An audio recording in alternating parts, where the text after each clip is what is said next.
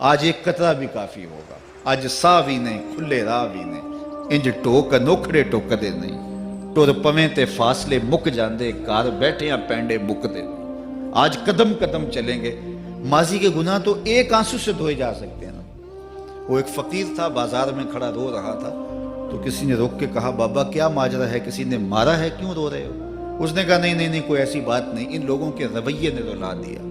کہا کیا مطلب؟ کہا بازار سے گزر رہا تھا، ان لوگوں کو دنیا میں کھوئے ہوئے دیکھا تو میرے دل میں ترس جاگا، تو میرا خیال یہ ہوا کہ ان بندوں کی رب کی صلح نہ کروا دوں۔ تو میں نے پھر اس سے بات کی، تو آواز آئی ٹھیک ہے لے آ ان کو میری چوکھٹ پہ، ایک آنسو سے سارے گناہ معاف کر دوں گا۔ میں بڑا خوش ہوا، میں ان سے بات کی، یہ الٹا میرا مذاق اڑانے لگے، جا بابا کام کر، تجھے کیا پتا دنیا داری کیا ہوتی ہے۔ تو وہ تو مان رہا تھا، یہی نہیں مان رہے، تو مجھے ان کے رویے پہ رونا آ رہا ہے۔ وہ کہتا ہے میں بخشنے پہ آمادہ ہوں، ہم تو مائل بکرم ہیں، کوئی سائل ہی نہیں، راہ دکھلائیں کسے، راہ رب منزل ہی نہیں، جلوائے طور تو موجود ہے، کوئی موسیٰ ہی نہیں۔ وہ تو کہتا ہے میں معاف کر دوں گا، لیکن یہ عجیب ہے کہ یہ آمادہ ہی نہیں ہے، یہ مان ہی نہیں رہے۔ تو مجھے ان کے رویے پہ افسوس آ گیا، ان کے رویے پہ رونا آ گیا، اس لیے میں رو رہا ہوں، ورنہ نے مجھے مارا نہیں، کوئی تکلیف نہیں پہنچائی۔ خیر اگلے دن وہی بزرگ قبرستان کے قریب سے گزرے تو دیکھا کہ وہ بابا قبرستان میں کھڑا رو رہا ہے، تو پھر روک گیا کہ بابا بازاروں میں بھی روتا ہے، قبرستانوں میں بھی روتا ہے، آج کیا ماجرا ہے؟ کہا آج بھی میرا ماجرا کل والا ہی ہے۔ کہا کیا مطلب؟ کہا کل بازار سے گزر رہا تھا، ان کو دنیا میں کھوئے ہوئے دیکھا، میرے دل میں ترس جاگا، تو میرا خیال ہوا ان بندوں کی اور رب کی صلح کروا دوں، تو وہ تو مان رہا تھا، وہ بندے ہی نہ مانے، تو آج میں ادھر آ گیا۔ میں نے کہا چلو ان سے بات کرتے۔ آج میرا خیال یہ ہوا کہ قبرستان والوں کی اور رب کی صلح کروا دوں۔ تو کہا پھر آج کیا بنا؟ کہا آج یہ مان گئے ہیں، وہ نہیں مانتا۔ تو صاحبو آج وہ مان رہا ہے، آج ہم مان جائیں۔ میں نے کتب میں پڑھا ہے کل قیامت کے دن نیکوکار بھی پچھتائیں گے۔ بدکاروں کا پچھتانا تو سمجھ میں آتا ہے، نیکوکار کیوں پچھتائیں گے؟ جب اپنے اچھے اعمال کی جزا دیکھیں گے تو پچھتائیں گے، جو چند لمحے ضائع کر دیے وہ بھی کیوں ضائع کر دیے۔ قیمتی زندگی ہے، یہ ٹوٹتی سانسیں، ان کی قدر کیجیے۔ ایک بزرگ فرماتے ہیں کہ مجھے اس بات کی سمجھ نہیں آتی تھی کہ جو قرآن نے کہا ان الانسان لفی خسر، بے شک انسان خسارے میں ہے، تو میں سمرقند کے بازار سے گزر رہا تھا تو وہاں ایک آدمی پھٹے پہ برف رکھ کے بیچ رہا تھا اور ساتھ آواز لگا رہا تھا۔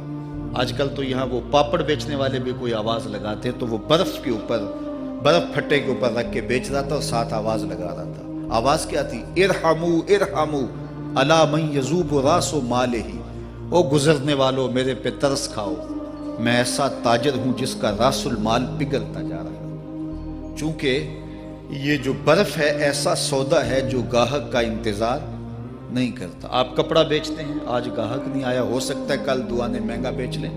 آپ پیٹرول بیچتے ہیں، ہو سکتا ہے کہ کل پڑا 6 روپے اوپر چلا جائے، آپ کا لاکھوں کروڑوں کا فائدہ ہو جائے۔ لیکن آپ اگر برف بیچتے ہیں، آج نہیں بکی تو کل برف ہی نہیں ہوگی۔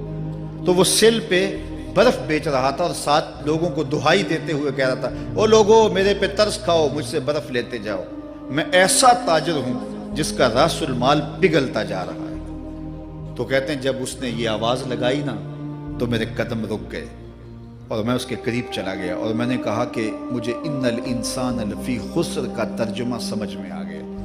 جس طرح تیری برف پگھلتی جا رہی ہے، میری زندگی پگھلتی جا رہی ہے، اور اگر تو اب برف وقت پہ بیچ لے، ان پگھلتی برف کو تو درہم کے بدلے، دینار کے بدلے، پارچہ جات کے بدلے، جنس کے بدلے فروخت کر لے تو فائدہ ہو جائے گا، 4 آنے تیرے ہاتھ لگ جائیں گے۔ اور میں بھی ان سانسوں کے بدلے درود پڑھ لوں، ان سانسوں کے بدلے سجود کر لوں، ان سانسوں کے بدلے قیام کر لوں، کسی دکھی کے سر پہ ہاتھ رکھ دوں، کسی پریشان کی پریشانی دور کر دوں تو میری سانسیں کام آ جائیں گی، ورنہ یہ ٹھہریں گے نہیں۔ سوئے ہوئے ہوں تو پھر بھی سانسیں ٹوٹ رہی ہوتی ہیں۔ تو ہم کتنی جلدی موت کی طرف بڑھ رہے ہیں، تو زندگی کتنی مختصر ہے اور ہم کتنے بے پرواہ ہیں۔ آنکھیں اس وقت کھلتی ہیں جب آنکھیں بند ہوتی ہیں، لیکن کیا فائدہ اس وقت کا؟ آج کا پچھتاوا کل کی بہتری کی ضمانت ہے، اور آج کے پچھتاوے سے کل کی زندگی کی خوبصورتی نصیب ہو سکتی ہے۔ اس لیے یہ ڈھلتا ہوا سورج، یہ دیکھیں ابھی جب داخل ہوئے تھے تو سورج ابھی سر پہ تھا، لیکن اب سورج درد غروب سے زرد ہو چکا ہوگا اور چند لمحوں کے بعد وہ نگاہوں سے اوجھل ہوگا۔ میاں صاحب بھی بولے کہ زندگی تیری جو ہے ڈوبتے سورج کی طرح ہے، ڈیگرتے دن گیا محمد اوڑک نو ڈوب جانا۔ تو یہ میں اور آپ لمحہ لمحہ موت کے قریب ہو رہے ہیں۔ اس سے قبل کہ وہ وقت آئے کوئی حجت باقی نہ رہے، مجھے اپنی زندگی کو، آپ کو اپنی زندگی کو اللہ اور اس کے رسول کی چوکھٹ پہ حاضر کر دینا ہے۔ ہمارے میزبان محترم نے کہا والدہ ماجدہ کی بابت، تو آج ان کے اصالِ ثواب کے لیے میں اور آپ جمع ہیں۔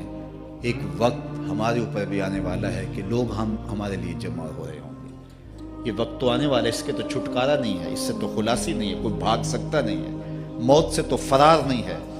تو آج وہ نہیں ہیں، لیکن ان کا سعادت مند بیٹا ان کی یادوں کے چراغ کو روشن کیے ہوئے ہے۔ ورنہ میں ایسے بیٹے بھی دیکھے ہیں جنہوں نے اپنی سکی ماں کا جنازہ نہیں پڑھا۔ آپ کہیں گے کوئی ایسا بد نصیب بھی ہو سکتا ہے، جنازگاہ میں گیا ہے لیکن وہاں جا کے کھڑا رہا ہے، جنازہ نہیں پڑھا۔ آپ کہیں گے کہ ایسا بد نصیب، میں نے کہا ایسے بد نصیب آپ نے بھی دیکھے ہوں گے۔ یہ کون سے بد نصیب ہیں؟ یہ وہ بد نصیب ہیں جنہیں جنازہ آتا نہیں، ساری زندگی لوگوں سے فراڈ کرتے ہیں، اور جب اپنی ماں مر جاتی ہے، اپنا باپ فوت ہو جاتا ہے، تو یہ فراڈ پھر وہ اپنی ماں سے بھی کرتے ہیں، اپنے باپ سے بھی کرتے ہیں۔